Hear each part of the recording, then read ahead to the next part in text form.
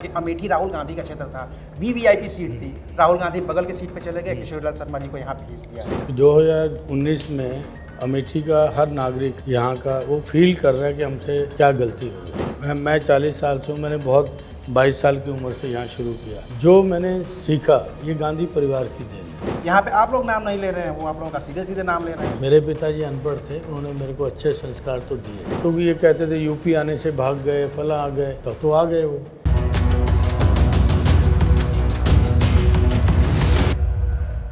तो इस वक्त हम मौजूद हैं अमेठी में, और अमेठी में इस वक्त हमारे साथ हैं किशोरीलाल शर्मा जी, जो कांग्रेस के प्रत्याशी हैं। सर, कैसा चल रहा है चुनाव? अच्छा चल रहा है, जनता लड़ रही है चुनाव। पिछली बार राहुल गांधी जी थे, इस बार आप हैं। जी जी आप हमेशा ड्राइविंग सीट पे रहे, हमेशा चुनाव लड़वाते रहे पिछले 40 साल से, जैसा कि आप कहते हैं। जी। इस बार आपको फ्रंट फुट पे आना पड़ा है। जी जी। दोनों में फर्क कैसे देख पा रहे हैं आप? नहीं, फ़र्क कुछ नहीं है। पहले लड़ाते थे, अब लड़ रहे हैं। तो बेसिक चीज़ तो वही है, जो पहले थोड़ा पीछे थे, अब आदेश हुआ कि आपको फ्रंट सीट पे बैठना है, बैठ गए। मैं अमेठी में लोगों से मिल रहा हूँ, बातचीत कर रहा हूँ, तो ये लोग देख रहा हूँ, आपको भी देख रहा हूँ, आपका भी चुनाव प्रचार देख रहा हूँ। किशोरीलाल शर्मा जी किसी गांव में जाते हैं, 4 लोगों को नाम से बुलाते हैं, वो लोग भी आपको नाम से बुलाते हैं।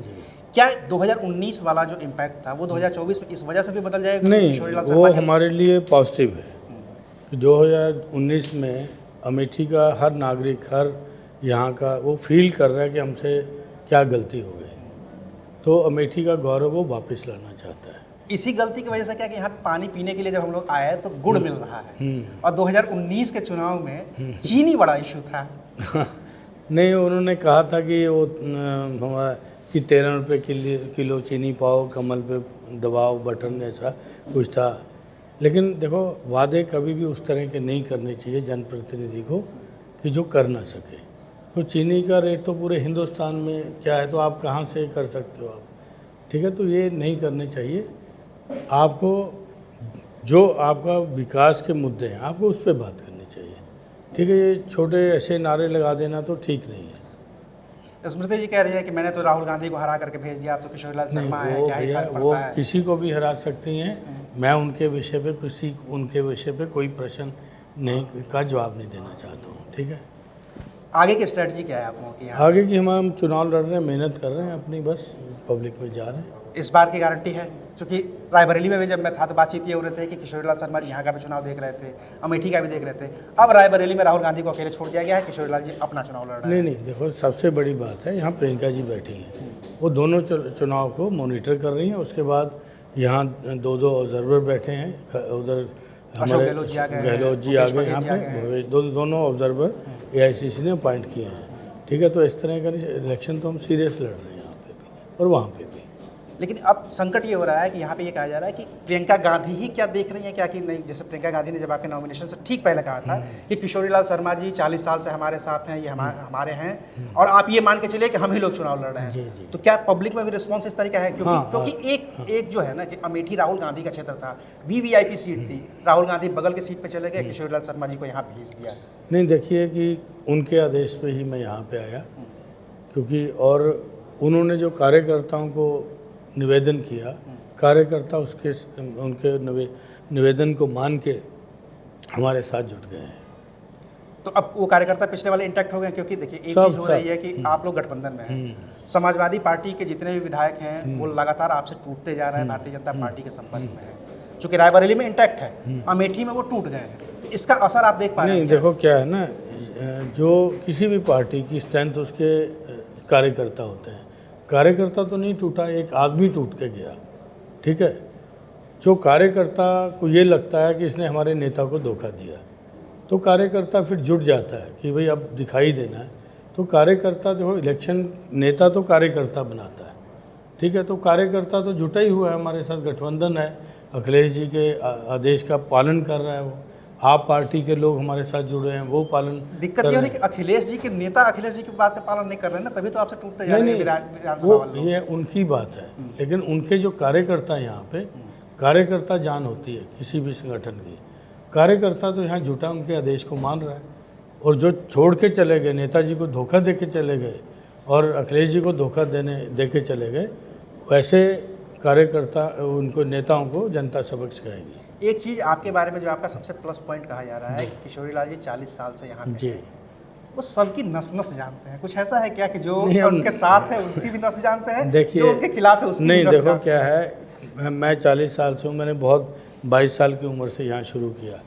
जो मैंने सीखा ये गांधी परिवार की देन है कि मैं राजीव जी के साथ से शुरू किया था, तो मैंने जो हम्बलनेस उनके अंदर थी, फिर उसके बाद सोनिया जी, फिर राहुल जी, क्योंकि यहाँ के आदमी को वो अपने घर के सदस्य की तरह मानते हैं। मैं उनका इंचार्ज होता था, तो मेरा भी वही, मैं हम्बलनेस जो थी मैं उनसे सीखी। प्रियंका जी का जो है कि प्रियंका जी का जो चुनाव लड़ाने का तरीका है वो गजब है, तो उनसे मैं कितने दिनों से लड़ाता हूँ, लेकिन जो उनके अंदर, क्योंकि जो है अपनापन लोगों के अंदर जैसे पैदा कर लेती हैं, वो गजब का है। एक आखिरी सवाल का जवाब दे दीजिए, चूंकि आप गांधी परिवार के बहुत करीबी हैं, गांधी परिवार भी आपको कहता है, जी, प्रियंका गांधी चुनाव क्यों नहीं लड़ेंगे?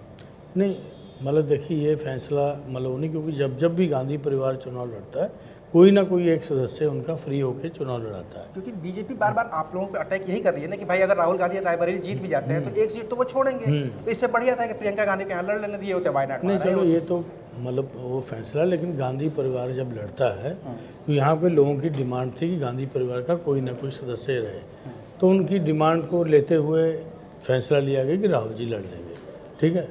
तो वो लड़ रहे हैं, क्योंकि ये कहते थे यूपी आने से भाग गए, फला आ गए, तो आ गए वो, ठीक है। तो अब ये बताइए कि नरेंद्र मोदी जी बड़ौदा और बनारस क्यों लड़े थे 2014 में? हाँ, तो उनको वाजपेयी तो क्या- 3 सीटों से हाँ, चुनाव लड़के हार तो चुके हैं। हाँ नहीं चलो, वाजपेयी जी मतलब एक अलग स्टेट्समैन हैं वो, उनके ये मानते विषय हैं आप लोग भी? नहीं मैं मानता हूँ, मतलब ये है वो क्योंकि उन्होंने पार्लियामेंट के अंदर खड़े होकर कहा कि पुरानी सरकारों के पुरुषार्थ को अगर हम नकारेंगे तो हम पॉजिटिव राजनीति नहीं कर रहे। तो ऐसे ही राजनेता हर पार्टी में होने चाहिए, जैसे हमारे राजीव जी थे, क्योंकि वो एक लेवल था, आज वो लेवल ही ख़त्म हो गया। सर यही तो बात है कि आप इतने हम्बल होकर के बताइए वाजपेयी जी की बात कर रहे हैं और आप पे जो अटैक करने वाले लोग हैं वो व्यक्तिगत तक चले जा रहे हैं, चाहे मैं अमेठी की बात करूं चाहे मैं रायबरेली की बात करूं। कैसे आप लोग टैकल करते हैं? आप लोग हम्बल, प्रियंका गांधी भी नाम नहीं लेती हैं जो वहाँ पे राहुल गांधी के विरोधी हैं, दिनेश प्रताप सिंह, वो आप लोगों का नाम लेते हैं। यहाँ पे आप लोग नाम नहीं ले रहे हैं, वो आप लोगों का सीधे सीधे नाम ले रहे हैं। लेते हैं, उनके संस्कार हैं ये। मेरे पिताजी अनपढ़ थे, उन्होंने मेरे को अच्छे संस्कार तो दिए, तो उसका मैं पालन हमेशा करता हूँ, ठीक है। ये उनके संस्कार हैं, जो भी दम्भी हैं या जो भी है उनके विषय में मैं बोलना भी नहीं चाहता। जीत का मार्जिन कितना रहेगा?